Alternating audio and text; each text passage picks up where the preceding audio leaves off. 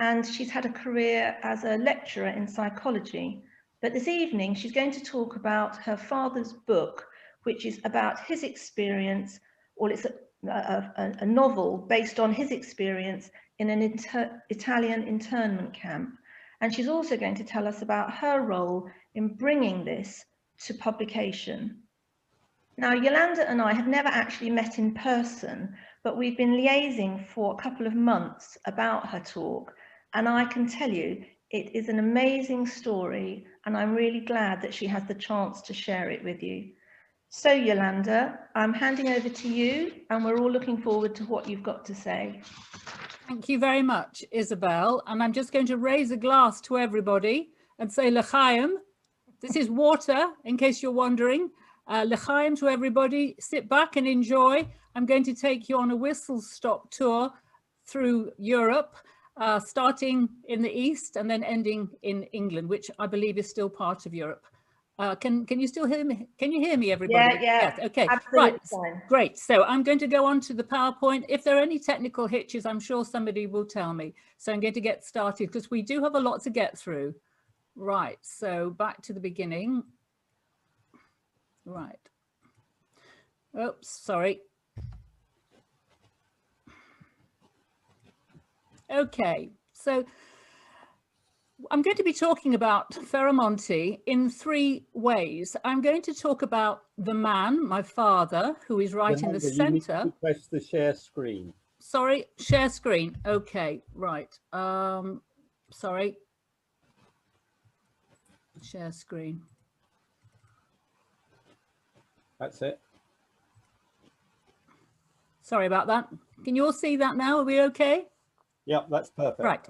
Okay, so I'm going to be talking about Ferramonti, which is the camp where my father was sent. I'm going to be talking about the man, that's my father there in the middle, obviously.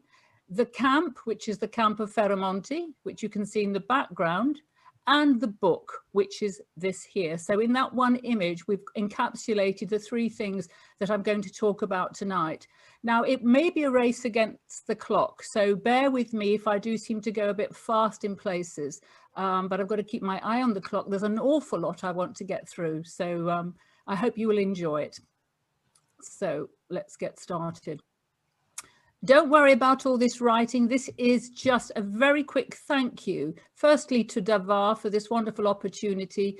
Then to all my friends in Italy, past and present, because the Italians were my father's salvation. I would not be here now if it were not for Italy and their incredible humanity.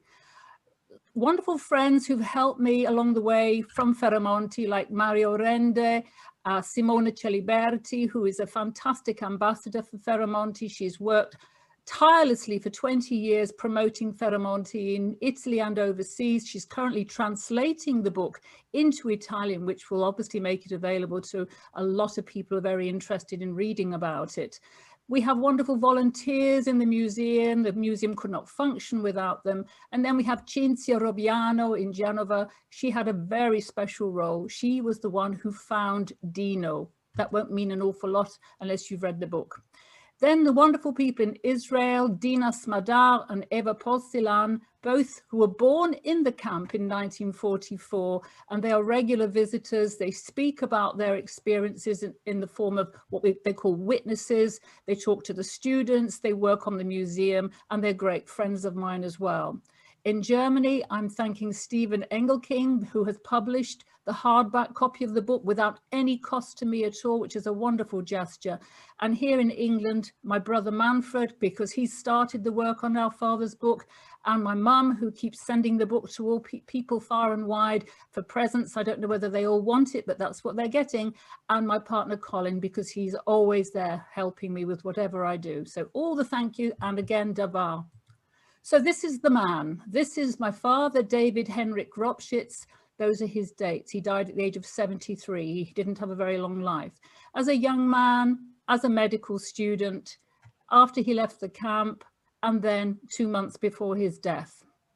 So we see different faces of David. He was known as Junik, which is Polish diminutive form of David. Henryk, or when he was in Italy, of course, he was called Enrico. And that's my dad. Now, you might think that I had a very close relationship with my dad to have done all this work, but the opposite is the case. This was my father's parents, my grandparents, Morris and Sophia Ropschitz of Lemberg, Galicia. Now, Lemberg was the name of the town they were born in, but then it became Lvov when it went under Polish rule. Then it became Lvov when it was under Russia, and now it's Lviv because it's considered to be part of Ukraine. And Lvov is an amazing city. I've never been. I'd love to go. And in fact, during lockdown, the flights to Lvov from Stansted were about £6. It was an incredible deal, but I couldn't do it because we were all under lockdown. But one day I would love to go and see this city. Lemberg, Lviv was once known as Paris of the East, and you can see why. Beautiful architecture, the opera house, the Italian courtyard, the university, and the beautiful marketplace. Such a fantastic place to grow up in, you would imagine, except because of the anti-Semitism, they didn't stay there very long. So my father moved with his family just before the First World War started. Now we need, is this where I'm going to ask you to show the film? Do I stop sharing here? Yes, and Yoav will show the film.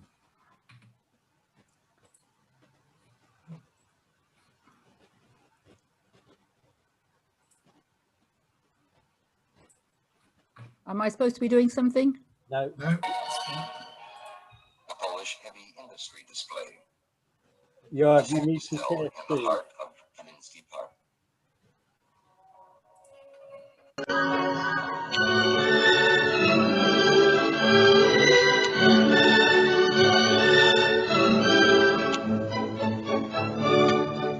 This is the Jewish Commercial Center.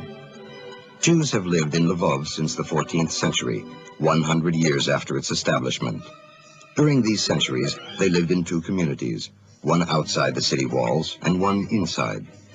The two communities suffered all the troubles that visited the city: invasion by the Tatars, the Turks, the Swedes, the Cossacks, and the great fires which burned down the city's wooden houses. Jews dominate Lvov's commercial life. Apart from the Jewish Commercial Center, there are magnificent Jewish stores in the non-Jewish sections of the city. On Rosh Hashanah and Yom Kippur, when Jewish commerce ceases, Lvov looks like a dead city.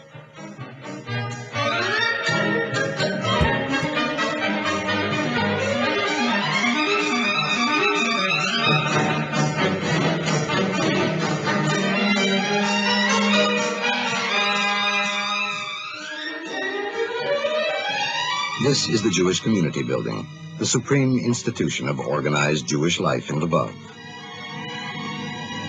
Across from the Community Building is the Artisans Club, with the offices of various Jewish trade unions, and a large assembly hall, which also serves for weddings. You could stop this now.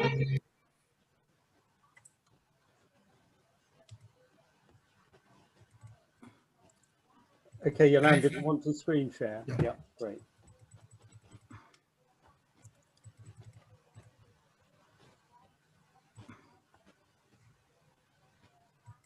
Okay, thank you.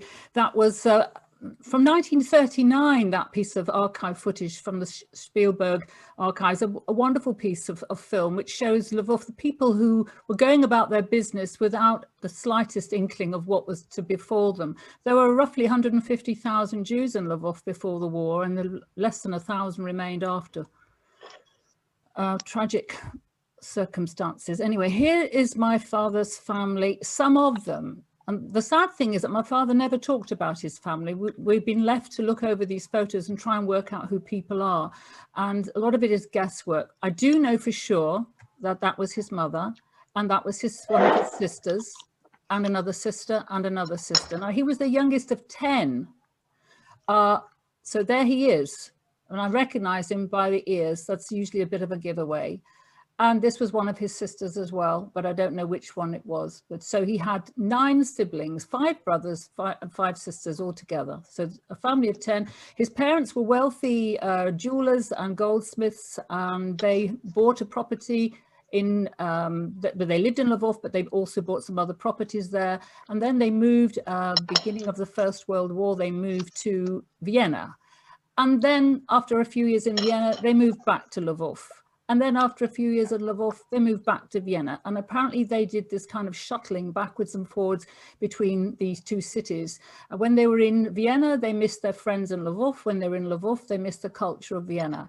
And so my father said that having to learn lots of different languages was very difficult for him, because he had to speak Hebrew in his school in Vienna, plus German, and then Polish when he was in Poland, and Yiddish at home. So he became very confused, and at one point he apparently developed a bit of a stammer. Later on, he was to learn Italian and English. So a multilingual man, but there you go. That's the wandering Jew, isn't it? We've all got that gene, I think. So he grew up in Vienna, very carefree days. He went to a school which was known as the Svi Peres Hayetz Gymnasium, which was a school which was predominantly for Jewish children, but not exclusively. And it excelled in a holistic approach to education. So you can see here a variety of activities going on. There he is taking, in the center there, taking part in some dramatic activity. Here again, clearly very dramatic. He's not actually in this picture, but he's with his friends and they're rowing somewhere. Here in the Wienerwald with his friends, here with friends, here on skis, and here on bikes. So he used to talk about his life growing up in Vienna, and he enjoyed very much a sort of outdoor kind of life and the athleticism. Now, four of his siblings had moved to Italy because of the anti-Semitism in Austria. They had moved to Italy in the 1930s, and one of them already had a medical practice on the Liguria in Alassio, and two of his sisters had married Jewish doctors and were living in that area as well. This is one of his sisters, Helena, and there's my father walking along this beautiful promenade in Bordighera, which is on the Liguria. And that little girl there is Helena's daughter, and that is her with me. In 80 years later, we went to recreate the photograph to Bordighera. We tried very hard to get the right position, but it was nature was against us that day. But I went another day and managed to get it. And there was this incredible shaft of light that just seemed to be exactly on the place where they were. And I found that very touching. So when I say 2G, it's nothing to do with phones. This is to do with the second generation, 80 years later. And that's such a great photograph. And Bordighera is a beautiful place if you ever get a chance to go there. My dad was at Genoa University, and Alassio was one of his favorite places. Here he is strolling along the Lungomare in Alassio and the very famous Turtle Island in the background. And there he is sitting in a cafe enjoying La Dolce Vita, which he was a great fan of. The pavement cafe was the place that my dad used to love to sit and have a cigarette and write postcards. But everything ended in 1938. Not only did we have the Anschluss in Austria, but also the beginning of the racial laws. And this dictated what Jews were not allowed to do. And I haven't got time to go through all of these things, but just suffice it to say that they were allowed to do virtually nothing. And my dad was not allowed to work. And so for nearly 2 years, he was in hiding and trying to earn money however he could. And clearly you can see that the message for Jews was here, estero, get out, go away.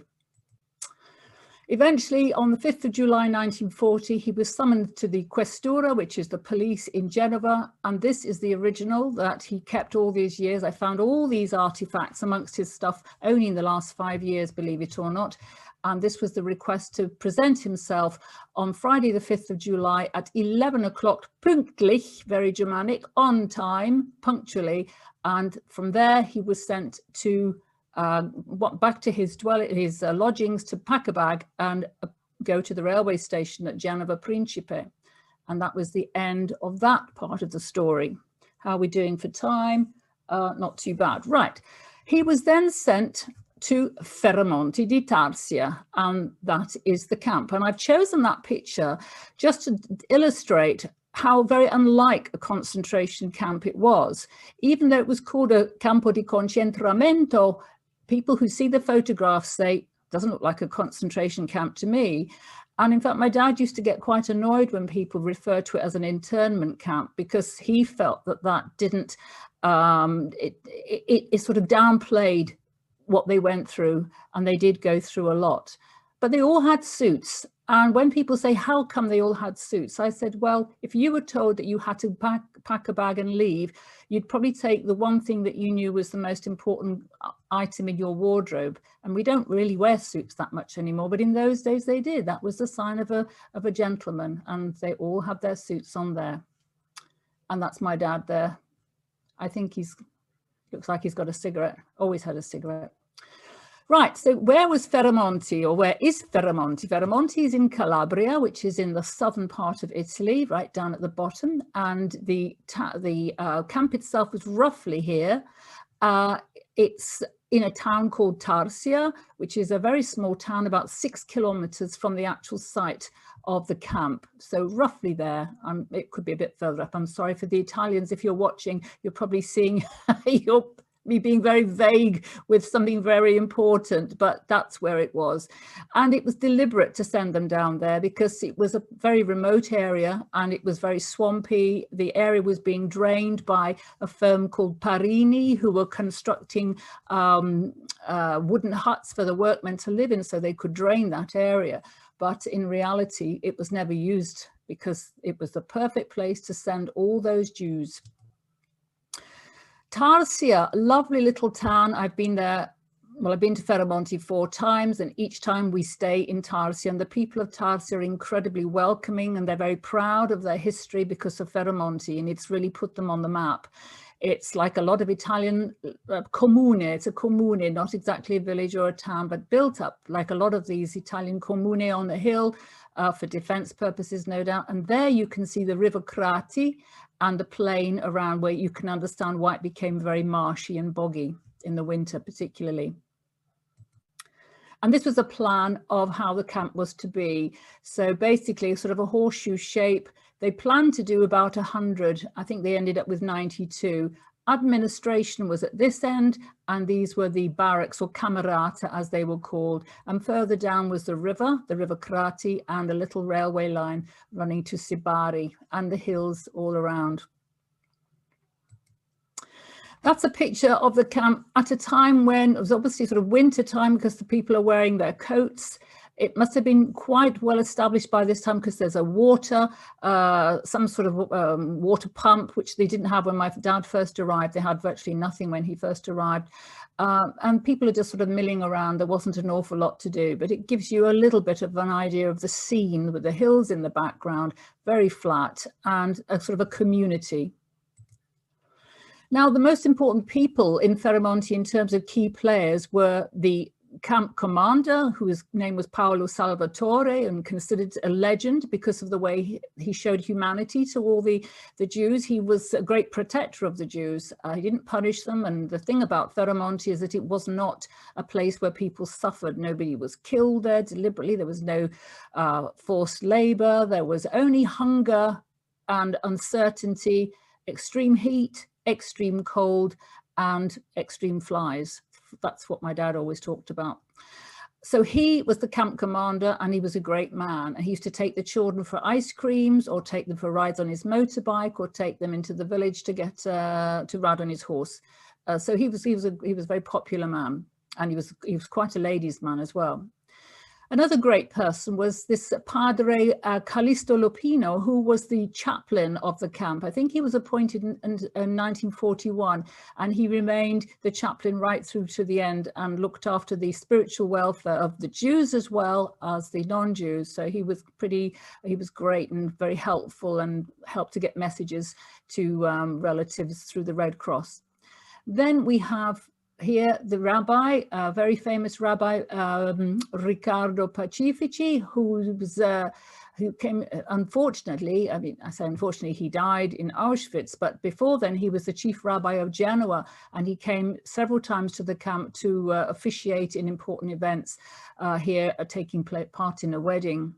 And here we have the papal nuncio who visited the camp twice because there was a small Catholic contingent in the camp. There was some Greek Orthodox, also some Jews who converted to Catholicism. And so he came to administer solace or succor or whatever. And he also was the intermediary with the Pope.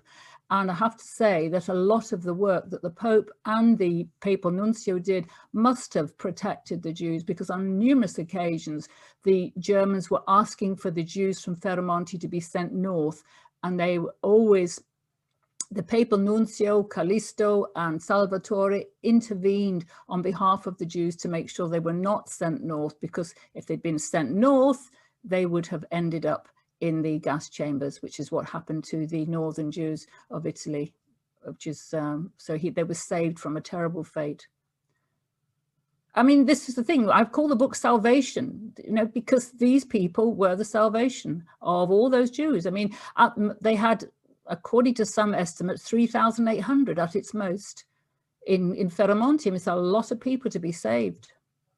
This is one of the original barracks or camerata. It's the only one that's still standing. According to Mario Renda, he told me just recently that it isn't actually a complete building, but it has been kind of cobbled together. So he is the authority on Ferramonti. He knows all the ins and outs of the story, but that building is being left, it's going to rack and ruin. And unless somebody comes up with a plan to do something with it or some money, it's just going to fall apart, which is a real shame. It's on the other side of the road from the museum and from where the camp used to be, on the road, which is actually named after Riccardo Pacifici. So the rabbi who was the chief rabbi of Genoa, ended up in Auschwitz with his family. And the road is named after him. When my dad first arrived in Ferramonti, it was very basic, very primitive, as you can see. There you've got only maybe 3 or 4 buildings out of the 92 that were finally constructed. And my dad sitting there with a few of his friends on the shingle. And here is a picture. I don't know whether it was posed for the camera, but obviously in the early days, they didn't have any proper sanitation. So latrines was the way to go. And I have read that one of the principal complaints of people who were in the camp towards the latter stages, when there was better kind of sanitation, was that there were never any doors on the toilets, the things that people have to get used to. Inside one of the camerata, here is my dad's friend, who in the book is called Dino. He's playing his accordion, and I don't know who took the photo, but maybe it was my father. And that was his other doctor friend. These two arrived with my father. So this doctor here and this doctor here, he was called Ossi, he was called Dino in the book. And they arrived from Genoa on the same train. And my father describes that horrendous train journey where they came from Genoa, not knowing where they were going, and no food or drink, and then arriving at Ferramonti. So that is what one of the barracks was like. Now, they used to have about 30 people in each of these dormitories. They were single sex, unless you were a married couple with children, in which case, because it was Italy, who loves families, the children were put with their parents in a special kind of dwelling. I think it would house 4 families, and they had communal kitchen cooking facilities. So if you were a married couple without children, unfortunately, you were treated as single people, and the men and women were separated. So that again shows you how important children are in the eyes of the Italians. No children, you're not a family. The camp had rules, but I have been told by Mario Renda that these rules were symbolic. They weren't really applied, and you'll see why in a minute. So don't go out before 7, don't go out after 9. Appello, the roll call 3 times daily, which my father said was the bane of his life. It was, oh, I've got a mistake there. There should be, it was, I think it was at 8, 12 and 7. Don't leave the camp without special permission. This is a good one. Give all your valuables to the camp director for safekeeping. No cameras. That's a good one. Or radios, no politics. I don't know how they were able to stop that. No books, newspapers, articles in foreign languages without special permission. This is good. No playing cards or indulging in any contentious activities. Keep it all clean and tidy. Now, the capo, the head, somebody had to be appointed to be in charge of each camerata. My father was the head of his. And so he was in charge of making sure everybody behaved themselves. So good discipline, and everybody who has to obey the rules or you'll be punished, although there was never any evidence of anybody being seriously punished. They did have a little kind of, they had a sick bay, but they also had a kind of a little prison, but I don't know if anybody was in there for very long. So in view of the rules of no games or no contentious activities, here is my dad playing chess, and here is a football match. So you can imagine the kind of what a contentious activity those could be. I mean, this is called Poland versus the rest of the world, and that was how they often played their matches because there was such a large Polish contingent in the camp. Playing bridge was another big, was a favourite pastime. They used to have bridge tournaments. Again, hardly a non-contentious activity, but whatever they could do to pass the time was, they just had to do it. There was nothing else to do. I mean, as there was no forced labour, they were autonomous. They could do what they wanted. They could spend the whole day in bed if they wanted, as long as they got up for their appello. Now, there was the opportunity to have some work. I'm just checking the time. How are we doing for time? I've lost my watch. Okay, there was the opportunity to earn some money and to get out of the camp. So this was collecting wood. And what you could do, you could sign up for this. And if you were lucky, you could go and join the war effort by collecting wood. And this was seen as, I mean, you got paid for it, but it got you out of the camp. So my father signed up for this. Now, quite a lot of people thought that this was sort of helping the enemy and they didn't want to know. But it depended on just how much money those people had. And some people had come into the camp with a lot of money and others came with nothing. And my father came with nothing because he hadn't been allowed to work for 2 years. So he soon ran out of anything that he could barter for food and was very, very hungry, as the picture on the front of the book shows how thin he was. So by going to help with the war effort and collect wood, you could earn a little bit of money. And that all seemed very, very sort of civilized on the surface. But what happened was that when the men got into the middle of the woods, a long way away from the camp, it was the black market opportunity. And my father describes how an Albanian lady used to come, or peasant lady, I suppose I should call her, used to come every day and barter with whatever goods the internees had to offer. And it could be clothing, it could be things like a penknife or just trinkets, and they would come back with things like eggs or sausage or a bit of ham or a bit of bread even, or olive oil, anything that you could use, that you could eat. And that was the kind of thing that kept a lot of people going. So black market, and of course the guards knew all about it. They got a cut in it. It was always, it was happening over the wall a lot as well. So there was quite a lot of black market going on. Kitchen duty. Okay, so here's this is Ossie, Dr. Griver, in fact, his real name. And there they are carrying some very heavy vessels, either with, I don't know if they're going to cook or they're cleaning there by the looks of things. Now, when the internees first arrived, they were told that they would be paid a very minute amount of money every week. So they had certain, let's say they were given something like 50p. And they pooled it, and that way they could buy food from the food store, and then they appointed a cook who would cook the meals for them.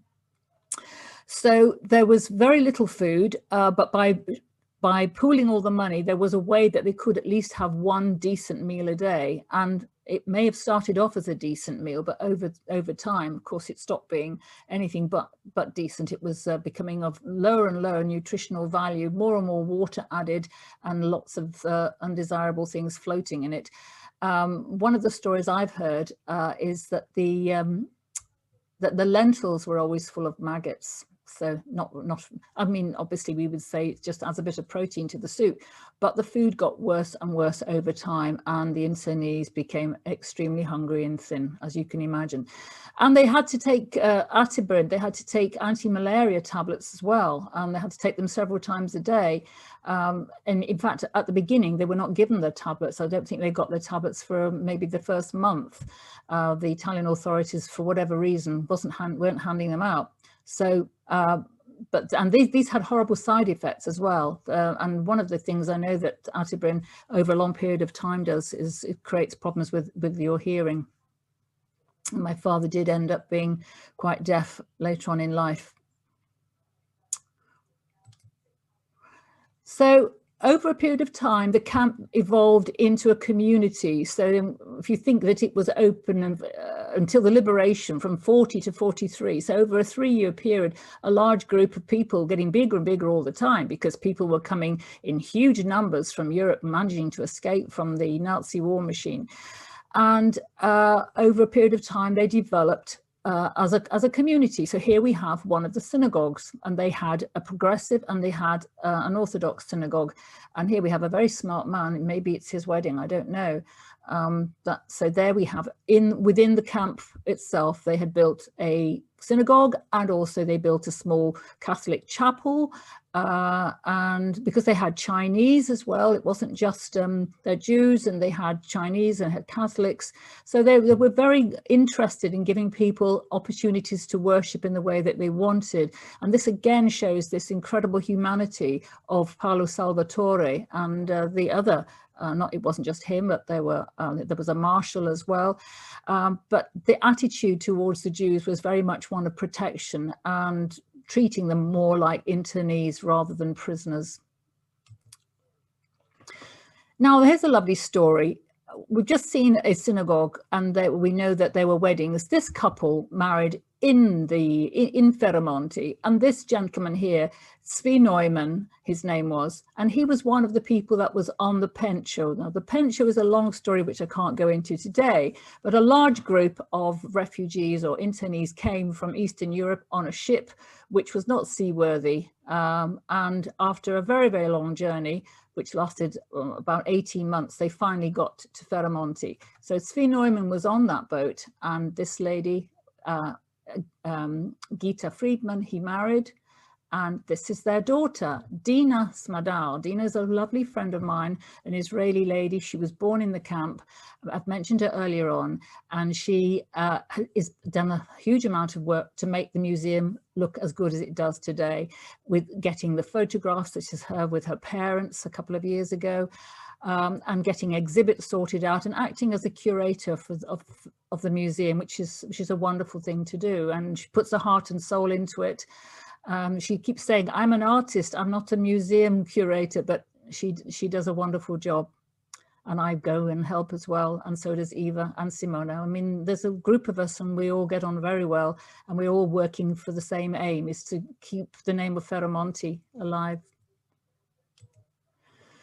There were some very famous people in Ferramonti. I can't go into all of them, obviously, but just a few here. This famous psychoanalyst, Ernst Bernhard, who was a pupil of Jung and who spent time with my father. My father had a psychoanalysis with him, and that is one of the reasons why my father later in life became a psychiatrist. Kurt Sonnenfeld, the composer, famous for the Ferramonti waltz, which I can't play for you now, but it'd be nice to hear it. If ever you get a chance to, just Google it and listen to it.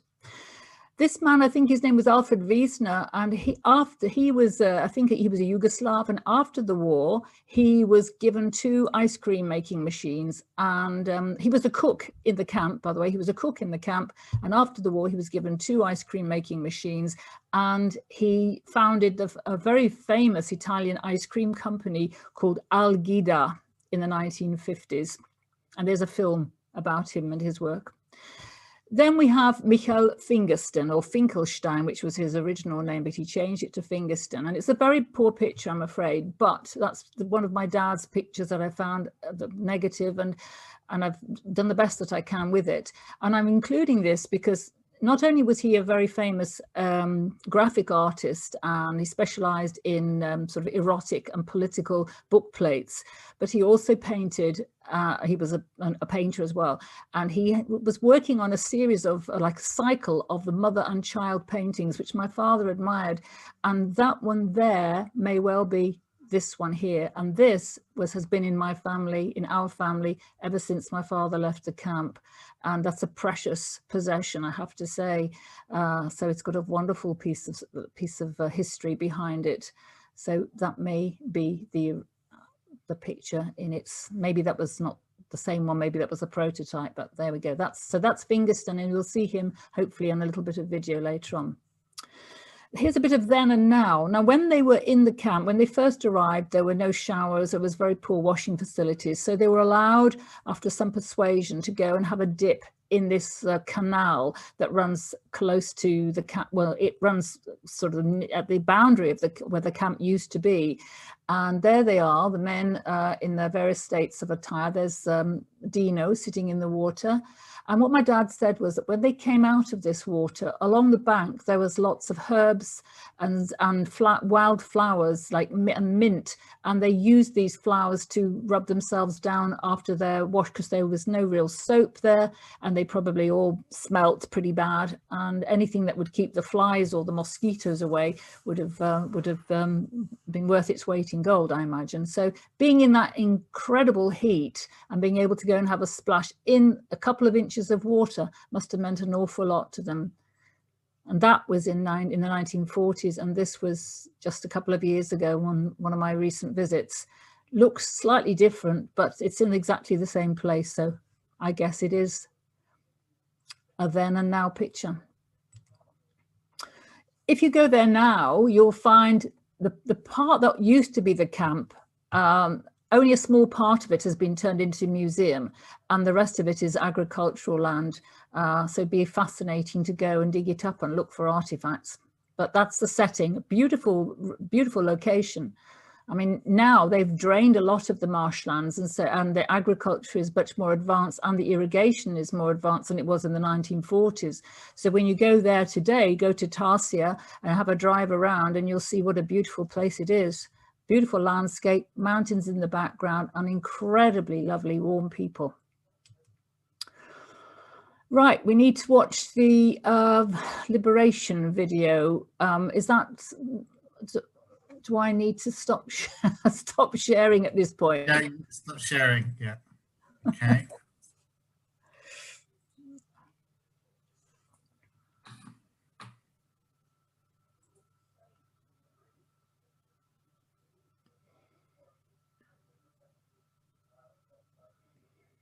We can probably watch all of this. Okay. I can talk over this one.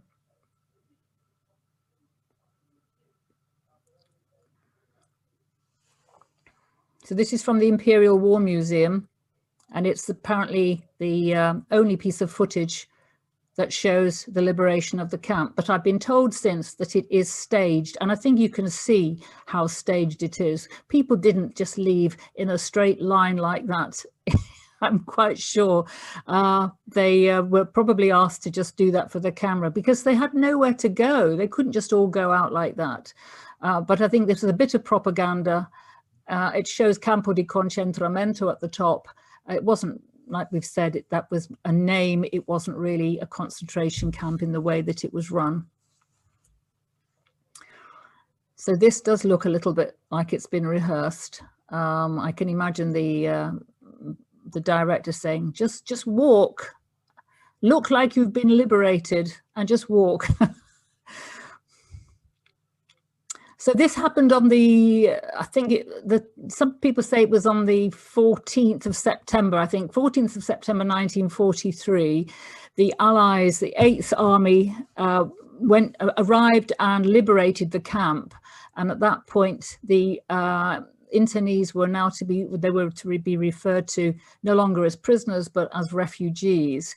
And lots of changes happened. As soon as the Americans and the British turned up, they were instantly given loads more food. The rations were doubled for the internees or the refugees, and the amount of food for the local population was halved, which seems really tough because the local population were very kind to the Jews. They often met them in the town if ever they needed jobs doing that. Their men had all gone off to fight. The Italian men were all fighting in the war, and there was a great shortage of men to do jobs in the town of Tarsia. And the internees often went into the town, and they were given a very nice welcome, and they were given food, and they were not treated as if they were some kind of enemy. Also, there was a friendly fire incident where 4 internees were killed by an American or a Canadian plane that flew overhead and mistook the camp for a German base, and 4 people were killed. And at that point, a lot of the internees were given permission to run away. And so they ran into the hills where they were looked after by Albanian people, or they were Italian Albanians. And they were looked after, they were fed, and they were cared for, which is again this Italian humanity. They were given food, and they stayed for several months. My father stayed in the little town or village called Santa Sofia de Piro with an Albanian lady, and was looked after. So to cut down their rations of the local people seems a bit harsh, but that's war, I guess. There's Michael Fingerston painting in the camp, with the children looking on admiringly. I wonder what sort of thing he's painting.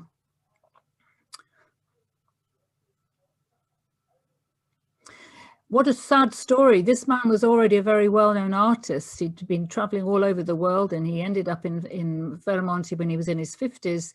And unfortunately, he had a hernia. He developed a hernia and had an operation in the military hospital nearby and died of septicemia, and is buried in a town called Cherished, which is nearby. And a wedding in Ferramonti. So in the camp, they had a school, they had a kindergarten, they had synagogue, church, they had cafes eventually. When the liberation occurred, there was several cafes in the camp, and quite a lot of establishments had arisen. So the people by this stage had been there for 3 years, and they'd set up various establishments. They had concerts, recitals, they made shops, they had a community basically.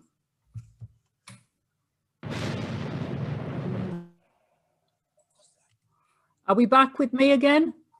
Yeah. Can you see the picture? No, it's a you. Can you see the picture? No, you need to screen Right, share. okay, right, sorry. Right.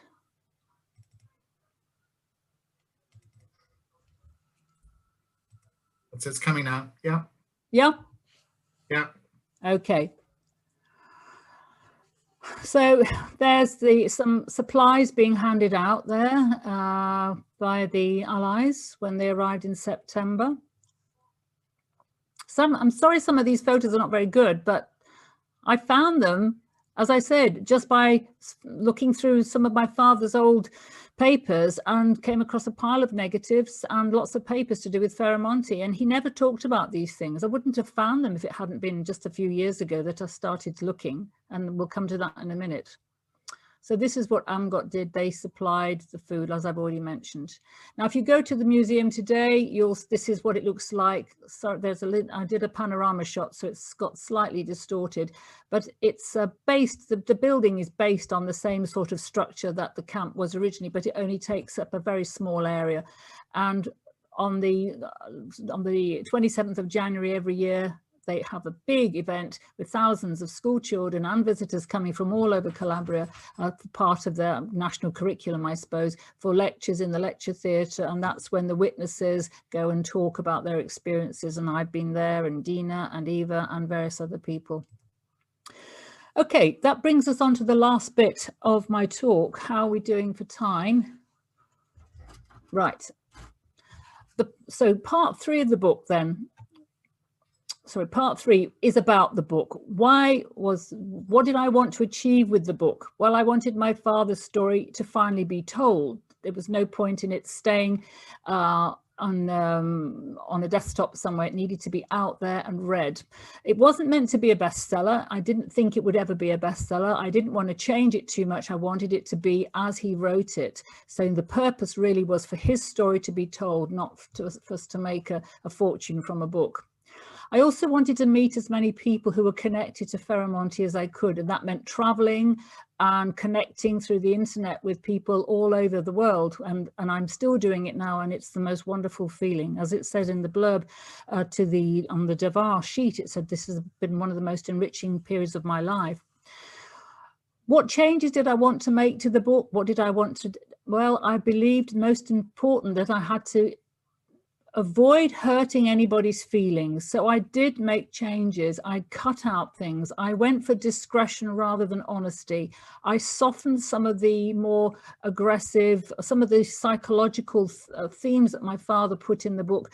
I wasn't sure if they needed to be there, because some of those people can be identified and they still have living relatives. So I did soften quite a lot of that. I wanted to find the real names of the people, because he changed everybody's names, and that's been such a challenge for me. Who were these people? I want to find their children or their grandchildren and say, this is your dad, this is your mum that's being written about in this book. I had to change and check a lot of chronological lapses. My dad was writing against using the war as a kind of a yardstick, and every now and again there were some really big lapses that I had to put those right, and I had to make sorts of seasonal context. I had to show the passing of time by adding phrases about the change in the weather, the change in the vegetation. When he went to Notaresco, which was a 6-month period where he was sent away from Ferramonti, I needed to know a little bit more about the climate there and things like that. So I had to do masses and masses of research to make the book authentic in terms of its chronology, in terms of the climate, in terms of the war progress as well. I didn't change his use of English, except every now and again. I let rather Germanic turn of phrase and word order, I let that stay. Wanted it to sound like my dad's voice, not mine. And I also wrote an epilogue so people knew what happened at the end of his life. So that's briefly what I did. And this is something how I came to do all that. So it all started with me finding loads of photographs of my dad and his family, masses of pictures. I didn't know who hardly anybody was, and that was my job. Who are these people? I need to find out. That was my initial quest. Then I found this wonderful documentary by Chris Calabria. He is not Jewish, but he is a great admirer of what happened in Ferramonti, and he did he made a documentary which I found on Facebook. This was the other amazing thing, to think that a concentration camp had a Facebook page. So I found Chris's film and I watched it, and by watching Chris's film I was able to then meet all the other wonderful people he mentions. So Chris talked to some of the survivors, and I went to Israel to meet them. So in 2015, I met Dina for the first time, Eva for the first time, Judith and Yossi, and all of these people were survivors from the camp. This is the ship I mentioned, the Pencho, a fantastic story that people need to read if they're really interested, how a boat like this could travel down the Danube and get as far as a Greek island in one piece. And for those people to be rescued, nobody died, despite the fact they were put into a prison in Rhodes for 13 months and lived in appalling conditions. They finally got to Ferramonti and they were saved. So from going there and meeting Dina and Eva, that introduced me to Simona Celiberti, this wonderful lady here. She organized for me to go in 2016 for my first visit to the camp and to talk about my father. At this stage, the book was still in a bag. I hadn't thought about doing anything more with it. There's Mario talking in the camp in the lecture theatre. He talked about my father and about the Pencho, and Eva and Dina were there. And here we all are, volunteers from the camp, Dina and Eva, Simona and various other people, Colin and my partner and me. And this is the lovely area near where the camp is. So if you go to visit Calabria and you go to Tarsia, you will see beautiful landscapes. So that was my first visit to the camp, January 2016.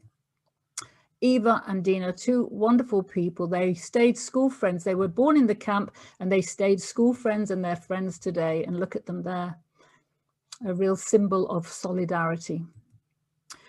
Now, my dad was sent away during his time in Ferramonti for 6 months to Abruzzo. He never knew why, but it was very nice because he went to a very different situation to live in what they call confino libero. So you just had to check in with the police once a week, but you couldn't leave the town, but you lived more freely. And he was the only doctor there, so he had his own room with a medical, with a table and a little place to do his consultations. And there he is sitting on his balcony in his in Notaresco, and there I am on his balcony. They found the same room where he was, and there is his view looking out at the snow back in 1941, and there is the same roof in 2016. And I was involved in a wonderful presentation that day where they invited, that it was held by the mayor, and they invited a local professor of history, and we met lots of children, and it was a wonderful occasion. On the way back, I met Chris, the wonderful Chris Calabria, the man who really got me into Ferramonti in the first place through his documentary. And then we recorded my father's story for the archives. Then we needed to find the names of some of the characters. We needed to find Dino. There he was as a young man in Ferramonti with my father in the 1970s. I only found this photo a few months ago. I had no idea that they had stayed friends that long. And then he was found by the wonderful Cinzia Robbiano, age 102 in Genoa. And that was an incredible reunion with his wife as well. And you can imagine it was a fantastic experience to be with a man who had been in the camp and knew my dad all those years ago. I needed to go to Vienna to find out where my father had grown up. And this was the building. He lived on in the apartment 14, Grosse Schiffgasse in Vienna. And that was a fantastic visit as well. And I met lots of wonderful people there. In Tarsia, there are only 4 graves of Jews. There used to be more because people died of natural causes, of course. This particular grave belonged to a man who I thought could have been one of my dad's characters in the book. There was a very religious man mentioned in the book, and I was told that this man's grave bore some signs. His name was Siegfried Margonina, and I needed to find out whether he was the man in the book. I found out that his family had I found out that he had died in the camp within 1 week of arriving in July 1940, but his family, his wife, had survived and gone on to live in South America.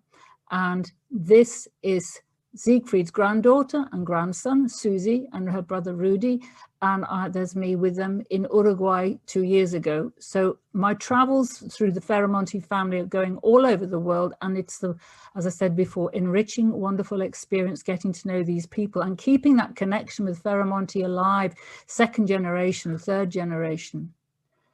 What happened after Ferramonti? What happened to my dad? He joined the army when the camp was liberated. He became a captain in the Royal Army Medical Corps. There he is in his various roles. And then when the war ended, he came to England in 1949. He married my mum. And then Italy, which was part of his soul, I have to say. We went for our holidays there for many, many, many years. They are in Alassio. And that's me and my brother Manfred in Alassio, maybe in the, what would we say, 1959, roughly, I could see from that photo. So Italy has stayed a big part of our lives, and we love it. At the age of 60, my father in a family portrait with my mum, my brother Manfred, my younger brother Gordon, myself, and my sister-in-law Liz, and then my dad in the last years of his life. Unfortunately, he developed cancer when he was about 70. He wrote the book at that time, and he died at the age of 73 in 1986. And that is finito.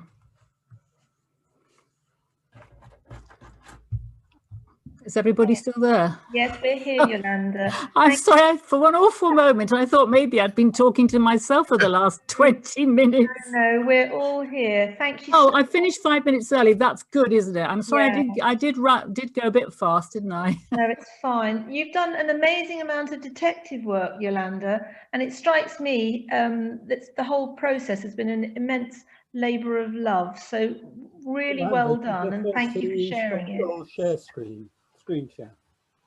Yeah, you're No, still on the screen share. do I need to do something on my screen? Because at the moment, all I've got is the slide that says finito. Yes, Yeah, take you need to yourself stop off sharing. screen share.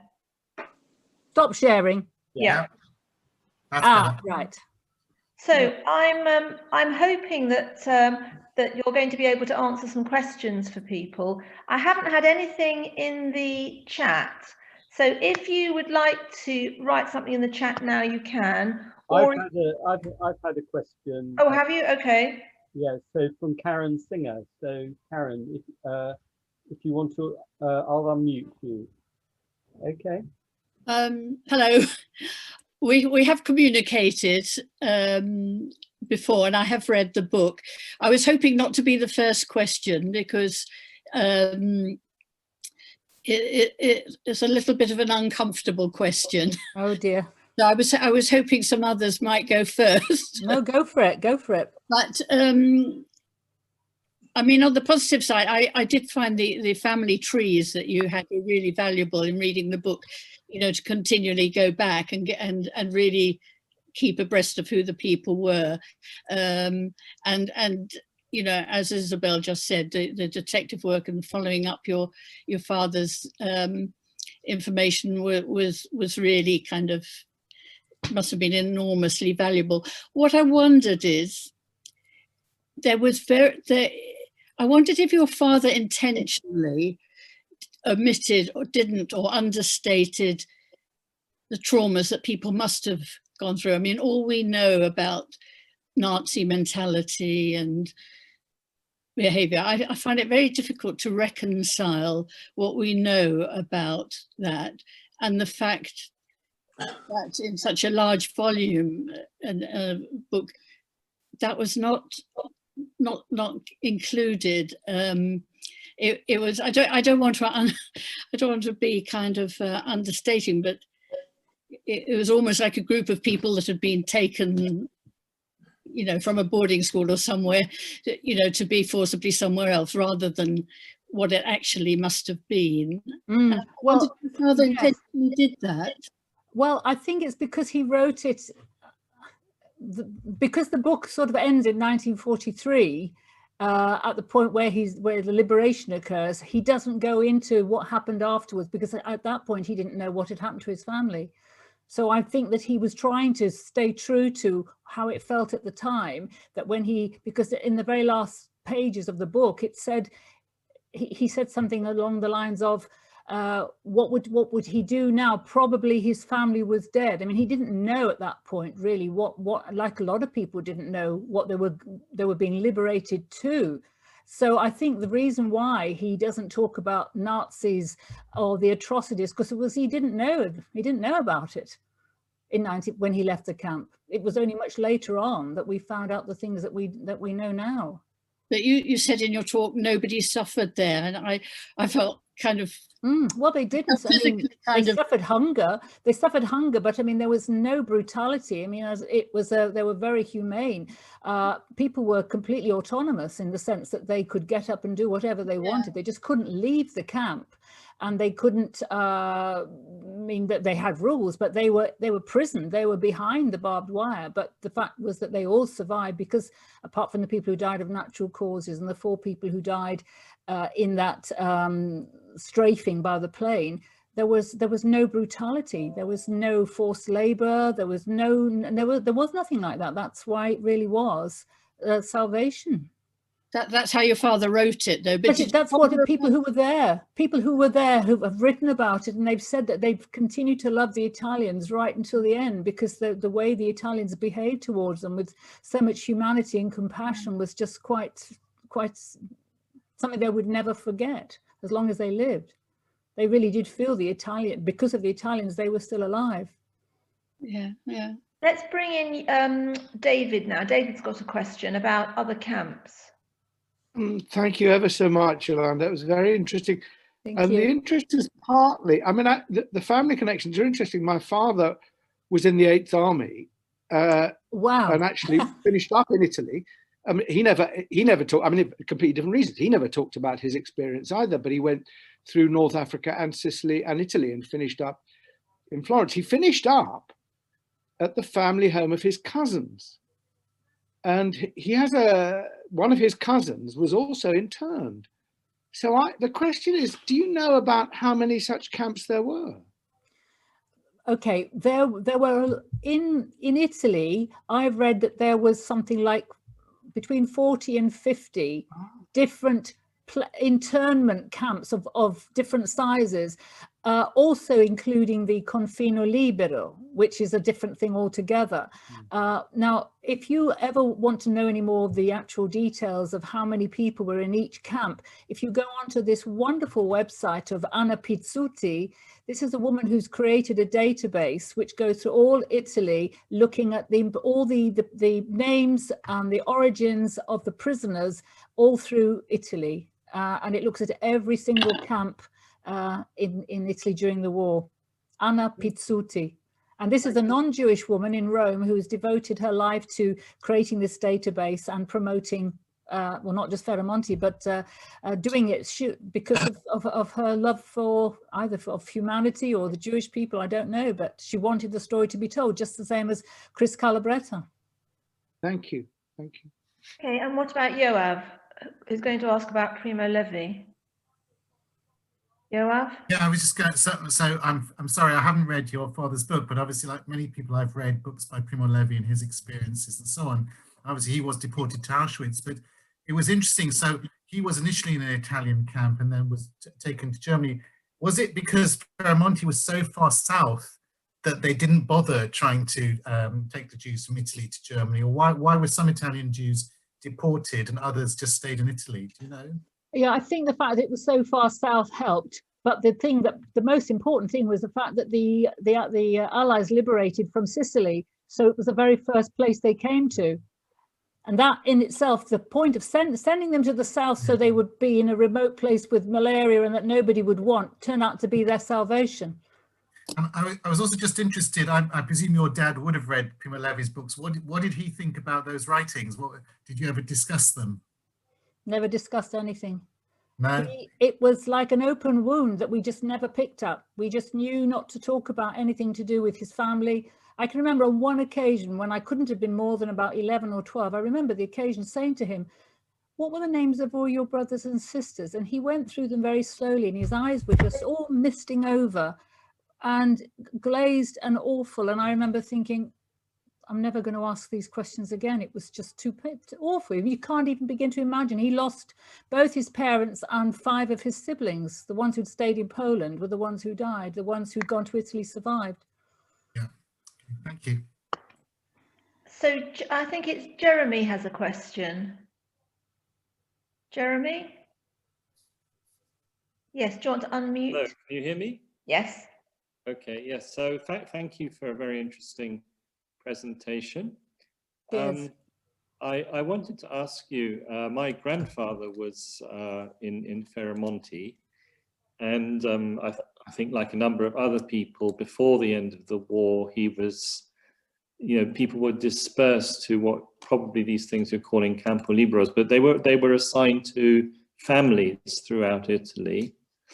And so I'm wondering if you have any idea what caused some of the inmates to remain there the entire war and others to be dispersed throughout the country. That was one question, and I have another because he arrived on a ship, and I was curious to know if I think he arrived on a ship from Libya. Oh, from Benghazi. Yes. Yes. Yes. Yeah, that's so it. I'm curious to know if I've just ordered your book during your talk. So have you? Oh, thank you. It's in there, but yeah. Yes, the Benghazi contingent arrived in September 1940, and there's a wonderful book which lists all their names. Oh yes. This book here that I have here, Foligno, by Francesco Foligno, and it's called Ferramonti un lager di Mussolini. Francesco Foligno, and it lists the days of the week, the dates that people arrived. It's got a few mistakes. It's got the wrong date for my dad, but the whole of the Benghazi contingent and the Pencho people are all on there. They're all listed with the date and their names. It's quite remarkable. So that's your second question about Benghazi. And your other question was, why did some people stay in one place and other people got moved around? Yes? Yeah. I've lost you. Where have you gone? Oh, you're there, Jeremy. Yeah. Well, I know when my dad got sent to Notaresco, he didn't have a clue why. And he went to, according to his book, he went to ask, and he could never find out. So it seemed as if sometimes they moved a lot of people because they knew there was a large group coming from elsewhere. And that's what happened with the people from the Pencho, because the Pencho people, they were about between 400 and 500 that set off. I think only about 400 turned up eventually in Ferramonti in March 1942. And a lot of people had been moved out, and it was almost as if they were making room for the Pencho people to arrive.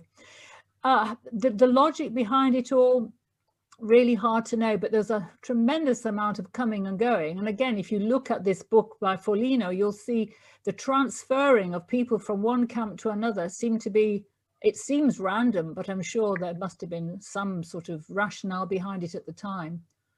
My father wondered whether it was because he was having an affair with a married woman that he got sent.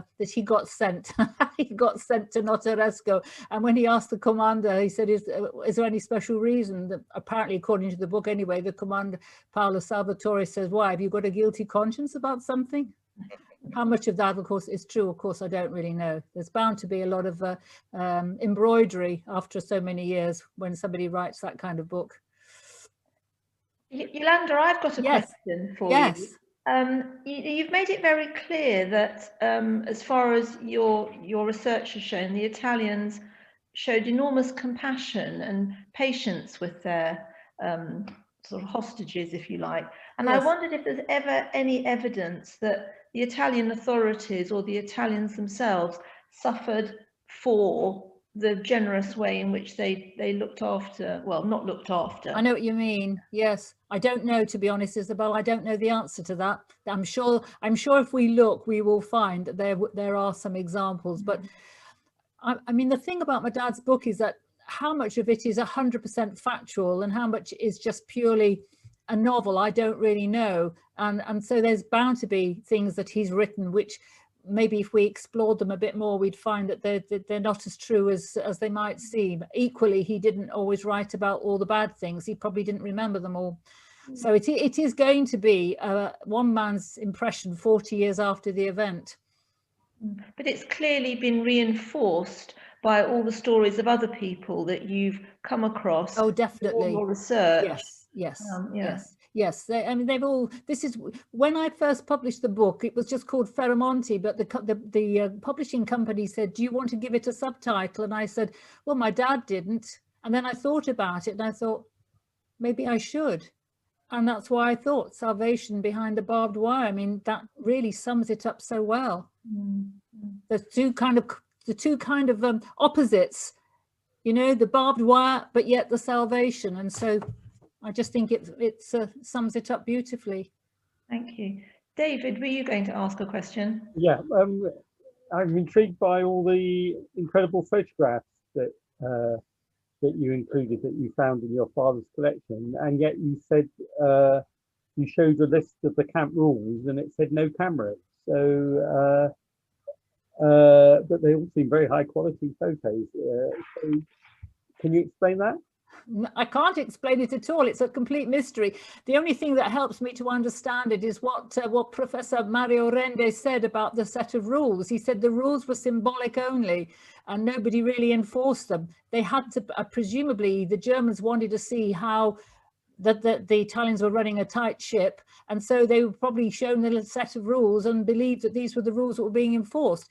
So my father was always a very keen photographer, as I am as well, and my brother as well, my older brother, and we've always been very keen photographers. And I guess that my dad had access to a really good camera. I mean, unless they're not his photos. I mean, they may not be his photos, but they were all in his possession when he died. So I kind of assume that they are. Yeah. And could you just clarify how much? So this, from what you're saying, there's this big discrepancy between northern Italy and southern Italy. In northern Italy, the Nazis were very involved. And lots of people, including Primo Levi, ended up in concentration camps. So were the Nazis involved at all in southern Italy, or was it just left to Mussolini and the Italians to run things the way they wanted to? Yes, I don't. There's one story that I know is factual, which suggests that the Germans or the Nazis were only very rarely in southern Italy, and that was after the Italians had surrendered. There was a German, I'm not sure. There was a sort of a faction of German army was retreating, and it was going past, very close to the camp. And so what the camp commander did, and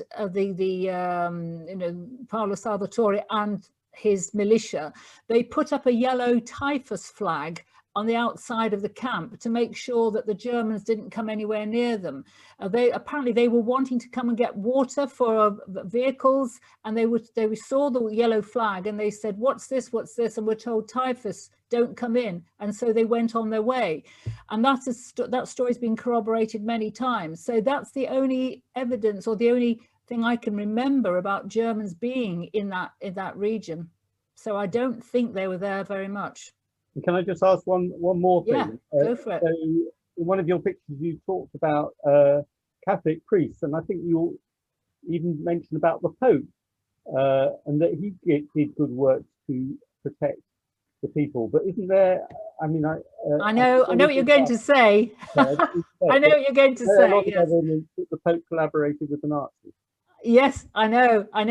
It's I've read both sorts of stories. I've read stories which said that the Pope pretended to go along with a lot of the Nazi directives, but by pretending to go along with them, what he was effectively doing, he was saving the Jews. Not necessarily just in Ferramonti, but in other places as well. But certainly I know that that the papal nuncio, he made at least 2 visits, and it does say that he was in very close contact with the Pope. And in fact, when the Catholic chapel was first built in Ferramonti, the Pope sent as a gift a harmonium for the chapel. Oh. So there obviously was this connection between the Pope and Ferramonti, where he was trying to do his bit, I suppose. Okay, Yolanda, we're coming up to 8:45, but just before we finish, John Durant's got a question. Sure. Okay. Yolanda, thank you very much. Fascinating. Thank you. Following on from David Jules' comment, my father was also in 8. You've gone on mute. Sorry, I can't really hear you. Okay. Following on David Jules' comment, my father was also in the Indian Army, North Africa, throughout Italy, and then to India at the end of the war. And you say that the camp was liberated on the 13th or 14th of September 1943. Yes. Whether my father was there, I have no idea, but the very next day I was born in London. Oh. I'm just wondering whether or not, excuse me, you did any research through army records, army personnel in the UK who may or may not have been at the liberation of Ferramonti. I've tried to get. I did start looking at my father's army record, because I knew that after he joined the army, he started off as an interpreter and then he became a lieutenant and then a captain. And I was trying to find out, and I know that he served, he saw active service in Libya, but beyond that, I haven't been able to go any further. I think there's quite a lot of evidence or information. If you go to Kew Gardens, which is presumably closed at the moment, you can find out a lot of the what was going on in the army, you know, where people were sent and what they did. But to be honest, I haven't gone into the English side of things, or, you know, the British Army side of things. I've been too involved in all the other stuff that's been going on in you know, with the stuff that's been going on with my dad overseas. So honestly, I don't know about the 8th Army or the people in the 8th Army. But, you know, there are quite a lot of organizations, like what would they be called, the British Legion, I suppose, and they are often very quick to point you to the people who can help you with that sort of information. But myself, unfortunately I can't. But yes, well, if interesting that you remember that birth date. I mean, remember the Liberation Day easily. And Yolanda, yes. Jeremy wants to know, did anybody try and escape from Ferramonti?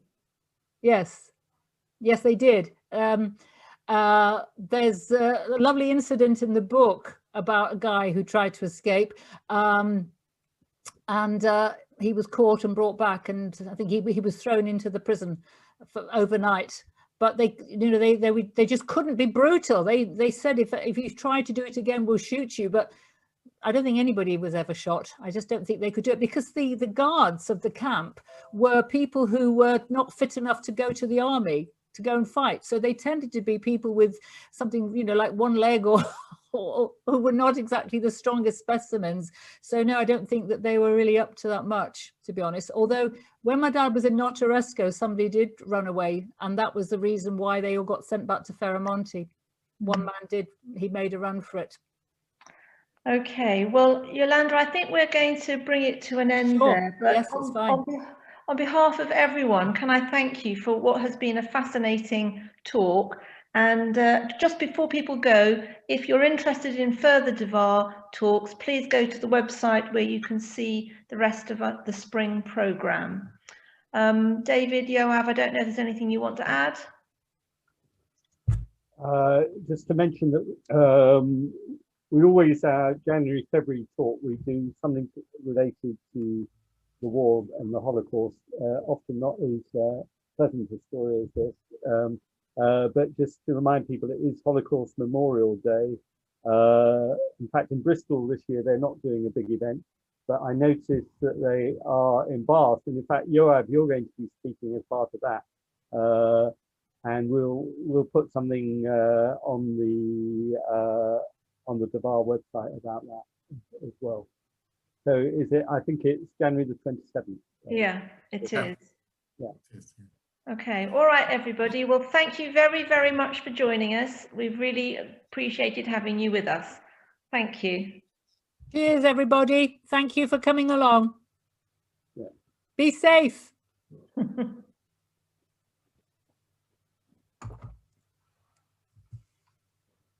Okay, we'll stay and have a little chat when people are gone. So are we disconnecting in some way? Not yet, Yolanda. No, okay. I know I don't know. They're all going. Michael Kagan. Well, you had a tremendous gathering, because I think there were 53 people. Given that quite a lot of those were couples, you probably had about 80 people. So, wow. And an awful lot of Italian names. So were those people that you knew? I think so. I mean, I haven't seen all the names yet, so I don't know, but I imagine a lot of them, yes. Anyway, well done, Yolanda. It was brilliant. Thank you so much. Oh, is it just the 4 of us now? No, there's still a few other people. There's still a few more people. I'm going to say goodbye, because but thank you very much again. And so Jeremy, did you? No, there was a note about. Did you see the note somebody put in the chat about more details about Benghazi? Did you see that in the chat room? I haven't looked at any of the chat yet. Jeremy, did you see it? Oh, well, it's the book you recommended by Foligno. I had a quick look while someone was talking, and there seem to be two titles, but one may just be a Kindle edition under a different title. Was the one you had in mind called Il Lager di Mussolini? Yes, subtitle? yes.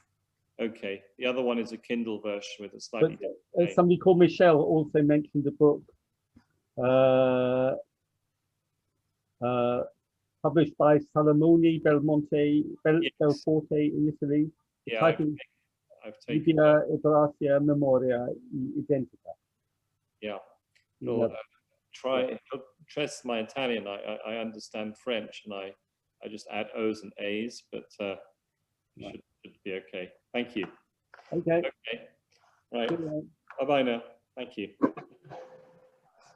Anyway. So there you go. You must be worn out, Yolanda. It's quite intense, isn't it? No, it's fine. I feel great. Stimulated. I've been living in a, well, I mean, it's been a very unstimulating world for a very, very long time for me. Yeah. Just me on my own for a long time, and then now me and my dog. Well, it's been great. Thank you. Oh, well, it's been my pleasure. If you go on the gallery view, you can see the people who still seem to be signed in. Okay.